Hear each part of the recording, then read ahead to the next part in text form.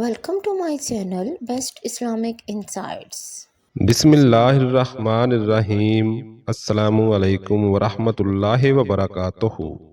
پیارے ناظرین، اللہ کو دل میں کیسے لائیں؟ اللہ رب العزت ساری کائنات کا خالق اور مالک ہے۔ دن رات اللہ پاک نے بنائے ہیں۔ یہ کائنات اللہ پاک نے بنائی ہے۔ اللہ پاک کے حکم سے یہ کائنات وجود میں آئی ہے، اور اللہ رب العزت جب چاہیں گے یہ کائنات فنا ہو جائے گی۔ اللہ رب العزت کے سوا کوئی بھی نہیں رہے گا۔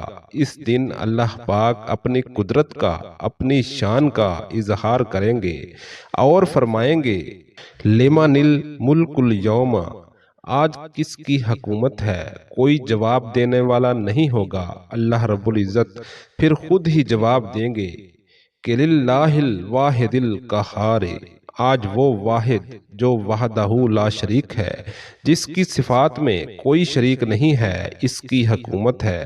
انسان کی اصل کامیابی یہ ہے کہ اس کا دل اللہ کی یاد سے بھرا ہوا ہے۔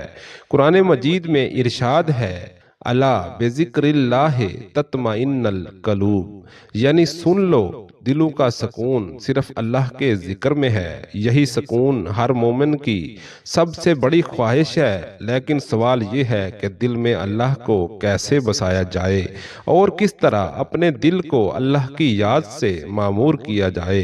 رسول اللہ صلی اللہ علیہ وآلہ وسلم نے فرمایا، ایمان یہ ہے کہ اللہ کو سب سے زیادہ محبوب رکھو۔ جب دل میں محبت اللہ کے لیے ہو جائے تو ہر چیز پیچھے رہ جاتی ہے۔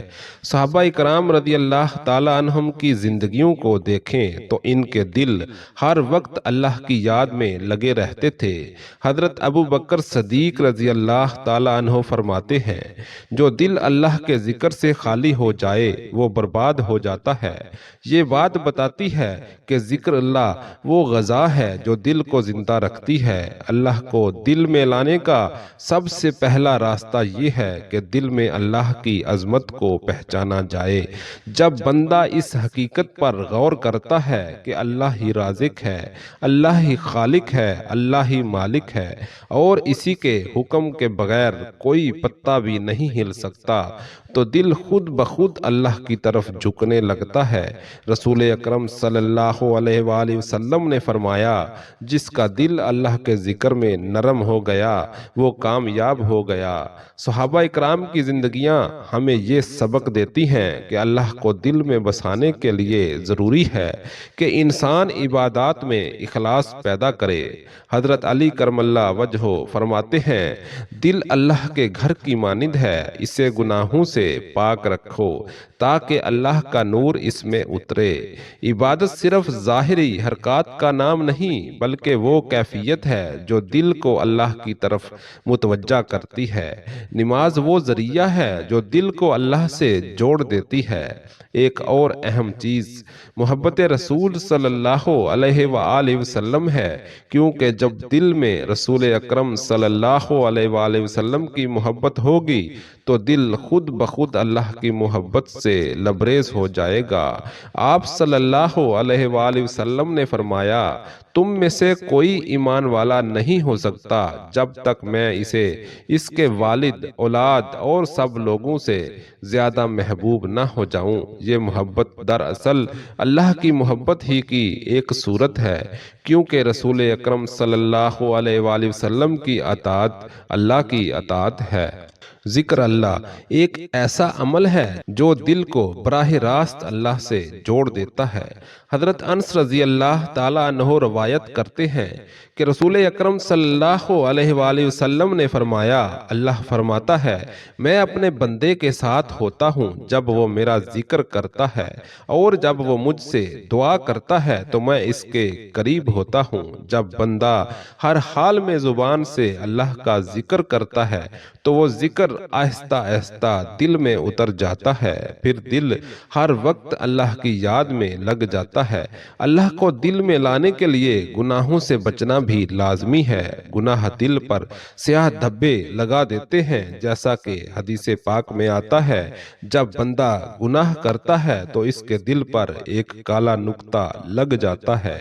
اور اگر وہ توبہ کر لے تو وہ نقطہ مٹ جاتا ہے۔ صحابہ کرام ہمیشہ استغفار کرتے رہتے تھے تاکہ دل پاک صاف رہے اور اللہ کی محبت اس میں اتر سکے۔ حضرت عمر فاروق رضی اللہ تعالیٰ عنہ فرماتے ہیں، اپنے دن اور رات کو اللہ کی یاد سے خالی نہ کرو، کیونکہ اللہ کی یاد دل کی زندگی ہے۔ یہ بات اس حقیقت کو واضح کرتی ہے کہ دل کی زندگی ذکر اور تلاوت سے ہے۔ قرآن مجید کی تلاوت اللہ کو دل میں لانے کا بہترین ذریعہ ہے۔ جو شخص روزانہ قرآن کی آیات کو دل میں اتارتا ہے، اس کا دل اللہ کی یاد سے بھر جاتا ہے۔ ایک اور طریقہ اللہ کو دل میں بسانے کا یہ ہے کہ انسان تنہائی میں بھی اللہ کو یاد کرے۔ رسول اکرم صلی اللہ علیہ وآلہ وسلم نے فرمایا، وہ شخص جو تنہائی میں اللہ کو یاد کرے اور اس کی آنکھوں سے آنسو بہہ نکلیں، اللہ اسے اپنے عرش کے سائے میں جگہ دے گا۔ یہ حدیث ہمیں بتاتی ہے کہ اللہ سے تعلق صرف محفلوں میں نہیں بلکہ تنہائی میں بھی قائم ہونا چاہیے۔ اللہ کو دل میں لانے کے لیے ضروری ہے کہ انسان ہر کام اللہ کی رضا کے لیے کرے۔ نیت اگر اللہ کی رضا کے لیے ہو تو کھانا پینا، سونا، جاگنا سب عبادت بن جاتے ہیں۔ حضرت عثمان غنی رضی اللہ تعالیٰ عنہ فرمایا کرتے تھے، جو کام اللہ کے لیے ہو وہ ہمیشہ باقی رہتا ہے۔ یہی اخلاص دل کو اللہ کی محبت سے جوڑ دیتا ہے۔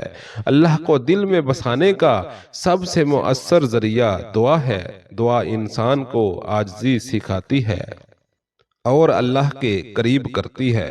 رسول اکرم صلی اللہ علیہ وآلہ وسلم نے فرمایا، دعا عبادت کا مغز ہے۔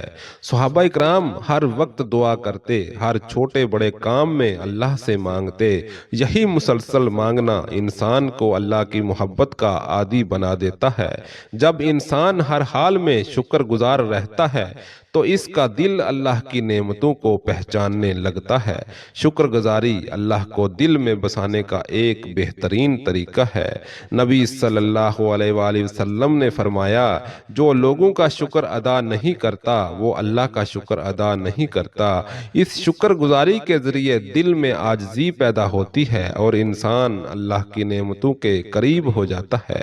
یوں سمجھ لیجئے کہ اللہ کو دل میں لانے کے لیے راستے یہی ہیں: اللہ کی عظمت کا یقین، نماز اور تلاوت، ذکر و دعا، استغفار و توبہ، محبت رسول اکرم صلی اللہ علیہ وآلہ وسلم، اخلاص نیت اور شکر گزاری۔ جب یہ سب چیزیں ایک دل میں جمع ہو جاتی ہیں تو دل اللہ کی محبت کا مرکز بن جاتا ہے۔ پھر نہ کوئی خوف رہتا ہے نہ کوئی غم، کیونکہ اللہ کی یاد دل کو سکون بخش دیتی ہے۔ اے انسان، یاد رکھ کہ دل کی اصل زندگی اللہ کے ذکر میں ہے۔ اگر دل اللہ کی یاد سے خالی ہو تو وہ ایسا ہے جیسے زمین پانی کے بغیر سوکھ جاتی ہے۔ رسول اللہ صلی اللہ علیہ وآلہ وسلم نے فرمایا، اللہ کا ذکر کرنے والا اور نہ کرنے والا اس زندہ اور مردہ کی طرح ہیں۔ سوچو، کیا ہم زندہ دل کے ساتھ جینا چاہتے ہیں یا مردہ دل کے ساتھ؟